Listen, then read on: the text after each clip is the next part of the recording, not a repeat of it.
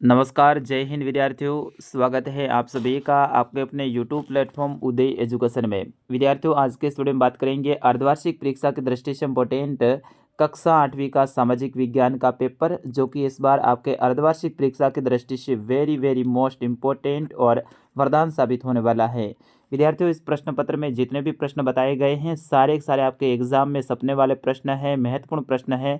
तो इस वीडियो को अंत तक देखिए, इसे ज़्यादा शेयर और लाइक कर दीजिए। इस बार आपके अर्धवार्षिक की परीक्षा है वो 1 महीने पहले हो रही है, यानी नवंबर के महीने में ही हो रही है, जबकि हर साल आपकी परीक्षा है वो दिसंबर के महीने में होती है।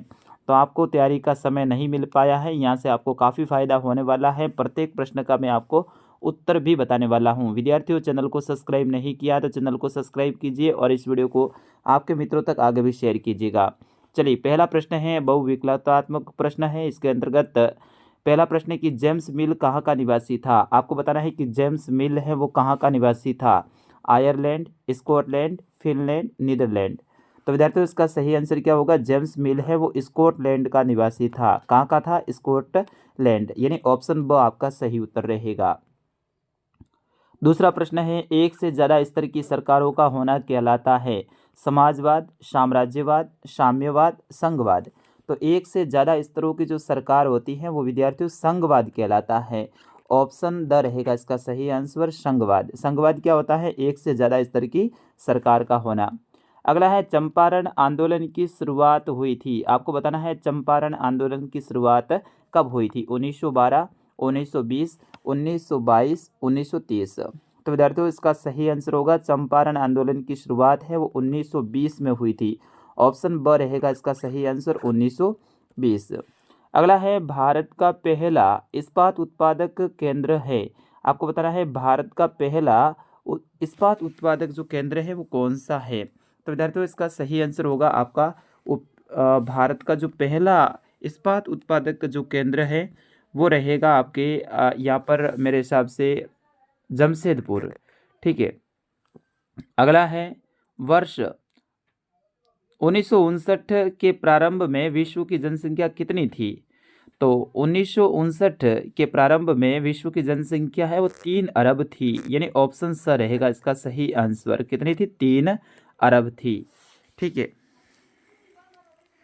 फिर उसके बाद में अगला प्रश्न है, सर्वप्रथम भारत में आने वाली पश्चिमी ताकत कौन सी थी। आपको बताना है कि सर्वप्रथम भारत में आने वाली पश्चिमी ताकत है वो कौन सी है।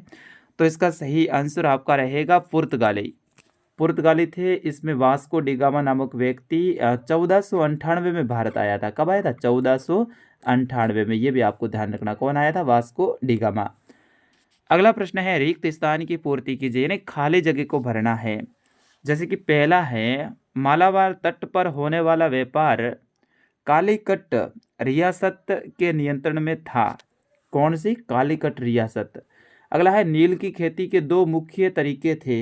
एक तो था निजी यानी निज खेती और दूसरा था रहती। तो पहले में भरना है निज और दूसरे में रहती। तीसरा है, राजा राम मोहन राय हिंदू वेद पुराणों के कट्टर आलोचक थे। राजा राम मोहन राय, इसमें भरना है। चौथा है, विश्व की सर्वाधिक जनसंख्या एशिया महाद्वीप में निवास करती है। महाद्वीप का पूछ रहे हैं तो अपन जिस महाद्वीप में रहते हैं वही एशिया महाद्वीप। एरनपुरा छावनी में जोधपुर लीजियन रेजिमेंट थी। अगला है, राजस्थान में सर्वाधिक उपलब्ध खनिज रॉक फास्फेट है। तो इसमें लिखना है रॉक फास्फेट। इस तरह से आपको इसमें रिक्त स्थान भरना है। फिर उसके बाद में आपको मिलान से संबंधित प्रश्न है। तो इसमें पहला है, भारतीय संविधान के जनक। तो इसमें आपको भरना है डॉक्टर भीमराव अंबेडकर। चोरा चोरी कांड, ये चोरा चोरी कांड है, ये कब हुआ था विद्यार्थियों? तो इसमें आप बताइए। 1922 में। तो 1922 से कर दीजिए। जेट एवरेज का जो संबंध है वो किससे रहेगा? निजी क्षेत्र से। और उपनगरीय रेलवे कौन सा है? ये रहेगा मुंबई। और नगर निगम का मुखिया है उसे महापौर कहते हैं। फर्स्ट से कर दीजिए। इस तरह से आपको इसमें मिलान करना है। चौथा प्रश्न है, निम्नलिखित प्रश्नों को सही व गलत के रूप में आपको चुनाव करना है। तो बिल्कुल ये भी इजी है, सही व गलत का चुनाव करना है।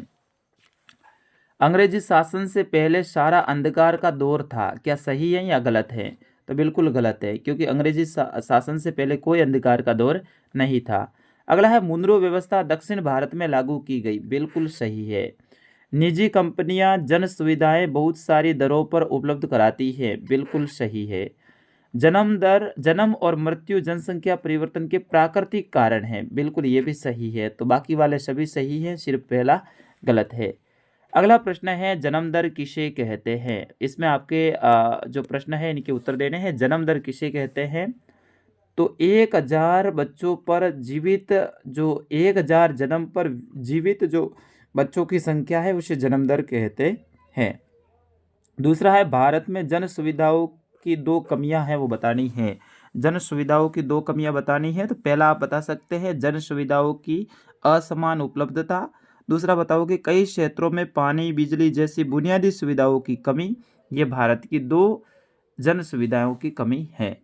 अगला है, 1857 की क्रांति के समय 6 प्रमुख नायकों के नाम लिखिए।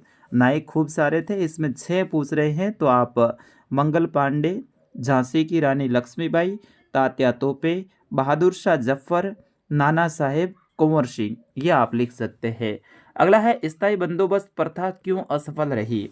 स्थायी बंदोबस्त व्यवस्था है वो क्यों असफल रही थी, वो आपको बताना है। अगला है, हुरडा सम्मेलन में किन किन प्रमुख राजपूत शासकों ने भाग लिया? विद्यार्थियों मैं आपको बताना चाहूंगा, हुरडा सम्मेलन है वो 17 जुलाई 1734 में हुआ था। 17 जुलाई 1734 हुरडा नामक स्थान है जो कि भीलवाड़ा जिले में, वहां पर हुआ था। तो इसमें राजपूत शासकों की बात हो रही है। तो महाराणा जगत सिंह सेकंड जो कि मेवाड़ के राजा थे, सवाई जय सिंह जयपुर के, महाराजा अभय सिंह जोधपुर के, महाराजा दुर्जनशाल सिंह जो कोटा के हैं, इन्होंने भाग लिया था। अगला है, 1857 में हुए विद्रोह में कोटा विद्रोह पर प्रकाश डालिए। यानी कोटा में 1857 की क्रांति है, उनके बारे में आपको लिखना है। 7वां है, जनसंख्या घनत्व से क्या आशय है? जनसंख्या घनत्व, प्रति वर्ग किलोमीटर में रहने वाले लोगों की संख्या को जनसंख्या घनत्व कहते हैं। यानी 1 वर्ग किलोमीटर यहाँ से लेकर चारों तरफ 1 किलोमीटर की जो परिधि होती है उसके अंदर रहने वाले लोगों की जो संख्या होती है उसे जनसंख्या घनत्व कहते हैं। और अंतिम प्रश्न है कि राजस्थान के मानचित्र पर इन स्थानों को अंकित करना है। बीकानेर, जयपुर, पाली, सिरोही, राजस्थान के मैप में इन स्थानों को आपको अंकित करना है। तो फिलहाल विद्यार्थियों इस वीडियो में इतना ही, मिलेंगे अगले पेपर के साथ में। तब तक अभी तक आपने इस वीडियो को लाइक नहीं किया है तो वीडियो को लाइक कीजिए, चैनल को भी सब्सक्राइब कीजिए। अभी हाथों हाथ में सभी विषय के पेपर अपलोड कर रहा हूँ। इसके बाद में और जो 5 विषय आपके रह गई हैं उनके भी वीडियो आ रहे हैं।